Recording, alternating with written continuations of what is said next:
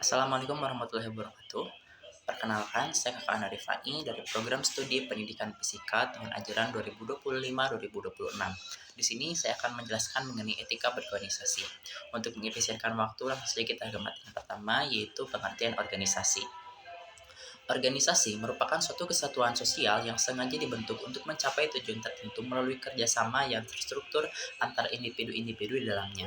Menurut Wisesa, organisasi bukan sekedar kumpulan orang, tetapi sistem yang terkoordinasi dengan pembagian peran, tanggung jawab, serta hierarki yang jelas agar tujuan bersama dapat dicapai secara efektif. Dengan demikian, organisasi menjadi wadah bagi individu untuk berkontribusi dalam suatu tatanan sosial yang diatur oleh norma, aturan, dan nilai yang disepakati bersama. Selain itu, organisasi memiliki fungsi sosial yang signifikan dalam membentuk perilaku, moralitas, dan profesionalitas individu di dalamnya. Mariana dan Marbun menegaskan bahwa organisasi modern tidak hanya berfokus pada produktivitas, tetapi juga pada pembentukan karakter dan integritas anggotanya. Organisasi yang baik berfungsi sebagai ruang pembelajaran sosial di mana anggotanya dapat mengembangkan keterampilan, etika kerja, dan kesadaran terhadap moral tanggung jawab sosialnya. Dalam konteks kehidupan kampus maupun masyarakat, organisasi juga berperan sebagai sarana pembentukan kepemimpinan dan solidaritas. Palah 2006 menjelaskan bahwa organisasi yang memiliki budaya etis yang kuat akan menciptakan lingkungan kerja yang sehat dan mendukung tercapainya visi kolektif. Oleh karena itu, organisasi menjadi instrumen penting dalam menciptakan keseimbangan antara pencapaian tujuan dan pembentukan perilaku moral yang berkelanjutan. Lalu, yang kedua adalah pengertian etika berorganisasi.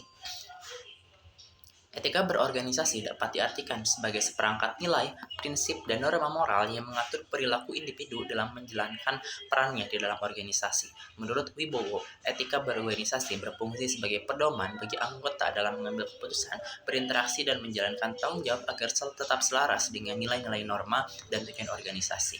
Etika ini mencakup keadilan, kejujuran, tanggung jawab, serta penghormatan terhadap aturan dan sama anggota. Dalam konteks profesional, etika berorganisasi berperan penting untuk menjaga integritas dan kepercayaan publik terhadap lembaga. Wahyu Dianto menjelaskan bahwa penerapan etika dalam organisasi membantu menciptakan budaya kerja yang transparan dan akuntabel sehingga dapat meminimalisir konflik kepentingan dan penyalahgunaan kekuasaan. Etika menjadi pondasi moral yang memperkuat sistem organisasi dari dalam, memastikan bahwa setiap tindakan individu tidak merugikan kepentingan kolektif. Lebih jauh lagi, etika berorganisasi tidak hanya membentuk perilaku anggota tetapi juga menentukan citra organisasi secara eksternal. Lestari 2020 menegaskan bahwa organisasi yang menjunjung tinggi etika akan memiliki reputasi positif dan menjadi teladan bagi pihak lain. Dengan demikian, etika berorganisasi tidak sekedar pedoman internal, melainkan juga strategi keberlanjutan organisasi dalam jangka panjang. Lalu yang ketiga adalah nilai-nilai etika dalam organisasi. Nilai-nilai etika dalam organisasi mencerminkan moralitas yang menjadi dasar perilaku seluruh anggotanya. Menurut Sari dan Prastio, nilai-nilai etika yang dijunjung tinggi dalam organisasi antara lain kejujuran, tanggung jawab, keadilan, dan rasa hormat terhadap sesama. Kejujuran membangun kepercayaan, tanggung jawab dalam memastikan akuntabilitas, dan keadilan menjaga keseimbangan dalam hubungan sosial di dalam organisasi. Hasanah menambahkan bahwa nilai-nilai etika juga meliputi loyalitas terhadap visi organisasi dan transparansi dalam setiap pengambilan keputusan. Budaya organisasi yang melandaskan nilai-nilai tersebut akan menciptakan lingkungan kerja yang harmonis, kolaboratif, dan berintegritas tinggi. Nilai-nilai ini menjadi dasar pembentukan karakter anggota agar mampu berkontribusi secara positif terhadap pencapaian tujuan bersama. Selain itu, penerapan nilai etika tidak bersifat statis, tetapi harus menyesuaikan dengan konteks sosial dan perkembangan zaman. Pradana menjelaskan bahwa organisasi perlu menambahkan nilai-nilai etika melalui pelatihan, teladan kepemimpinan, dan kebijakan yang konsisten. Dengan demikian, nilai etika bukan hanya slogan, tetapi menjadi budaya hidup yang nyata dalam keseharian organisasi. Yang keempat adalah konsep dasar etika dan moral dalam berorganisasi. Etika dan moral memiliki hubungan yang sangat erat dalam konteks organisasi, di mana keduanya menjadi pondasi perilaku anggota dalam berinteraksi dan pengambilan keputusan. Etika berfungsi sebagai sistem prinsip yang menuntun tindakan sesuai standar moral, sedangkan moral lebih menekankan pada nilai-nilai yang diyakini individu sebagai baik atau buruk. Dalam organisasi, kedua konsep ini bersinergi membentuk budaya kerja yang menjunjung tinggi tanggung jawab dan keadilan. Palah menegaskan bahwa sensitivitas etika dalam organisasi bergantung pada sejauh mana nilai-nilai moral diinternalisasi oleh individu. Jika etika organisasi tidak sejalan dengan moral individu, maka potensi konflik dan pelanggaran kode etik akan meningkat. Oleh karena itu, pemimpin organisasi harus menanamkan nilai moral yang universal agar setiap anggota memahami standar perilaku yang diharapkan. Selanjutnya, Mariana dan Marbun berpendapat bahwa konsep etika dan moral dalam organisasi juga mencakup kesadaran sosial dan tanggung jawab kolektif. Anggota organisasi diharapkan tidak hanya bertindak berdasarkan kepentingan pribadi, tetapi juga mempertimbangkan dampak keputusan terhadap rekan kerja, masyarakat, dan lingkungan. Yang kelima adalah prinsip etika dalam memilih organisasi. Pemilihan organisasi seharusnya tidak hanya didasarkan pada popularitas atau keuntungan pribadi, tetapi juga mempertimbangkan etika dan kesesuaian nilai. Prinsip utama yang harus diperhatikan adalah value fit, yakni kesesuaian antara nilai pribadi dengan nilai organisasi.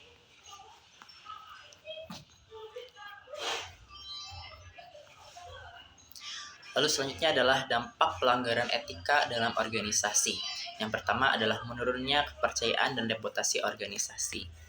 Lalu yang kedua adalah konflik internal dan penurunan kerja. Yang kedua adalah konflik internal dan penurunan kerja. Dan yang ketiga adalah degradasi budaya, organisasi, dan krisis moral. Selanjutnya adalah strategi menegakkan etika dalam berorganisasi. Yang pertama adalah penerapan kode etik dan kebijakan internal untuk menegakkan etika secara konsisten. Organisasi perlu memiliki kode etik tertulis yang menurut jelas dan terstruktur. Menurut Sari dan Prasetyo, kode etik berfungsi sebagai rambu-rambu perilaku bagi seluruh anggota agar tetap selaras dengan nilai dan norma organisasi. Selain itu, kebijakan internal yang tegas terhadap pelanggaran etika menjadi bentuk komitmen nyata terhadap integritas lembaga. Lalu yang kedua adalah keteladanan pemimpin dan budaya teladan. Pemimpin berperan dalam menanamkan budaya etis melalui keteladanan. Wahyu Dianto menegaskan bahwa pemimpin yang berintegritas akan menjadi panutan dan inspirasi bagi anggota. Selanjutnya adalah yang ketiga, pendidikan etika dan pengawasan berkelanjutan. Pradana 2020 menambahkan bahwa pendidikan etika perlu berkelanjutan, perlu dilakukan agar anggota selalu sadar terhadap tanggung jawab moralnya. Lalu yang kedelapan adalah peran individu dalam membangun etika organisasi. Kesadaran etis dan tanggung jawab pribadi. Setiap individu dalam organisasi memiliki tanggung jawab moral untuk menjaga nilai-nilai etika. Lalu B, keterlibatan aktif dalam budaya etis. Pala menyatakan bahwa anggota organisasi yang aktif berpartisipasi dalam membangun budaya etis akan memperkuat identitas moral organisasi tersebut.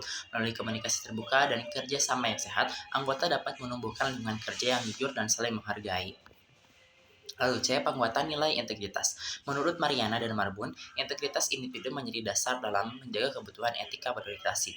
Individu yang memiliki integritas tinggi akan menolak segala bentuk manipulasi dan ketidakadilan, meskipun dihadapkan pada tekanan internal. Dengan demikian, integritas menjadi pilar utama dalam membangun organisasi yang bermoral, transparan, dan berkelanjutan. Lalu 9 adalah implementasi etika dalam lingkungan organisasi modern.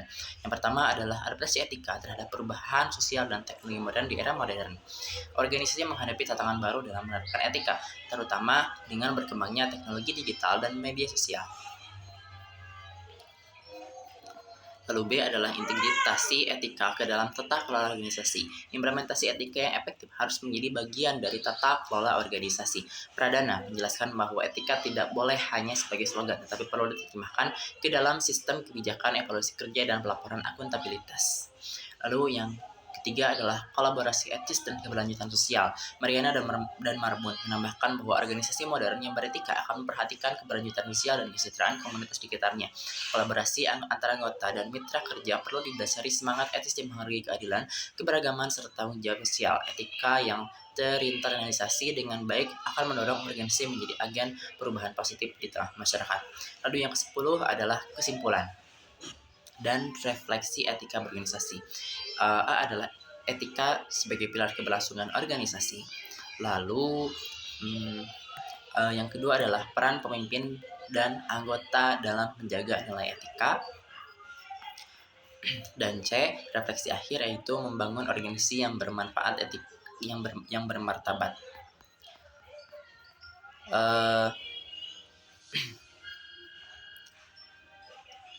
Berikut adalah daftar pustaka yang saya gunakan untuk membuat video hari ini. Yang pertama ada Falah, kemudian ada Hasanah, ada Lestari, dan kemudian ada Mariana dan Marbun. Terima kasih atas atensinya. Mohon maaf bila dalam pengucapan ada kekeliruan. Wassalamualaikum warahmatullahi wabarakatuh.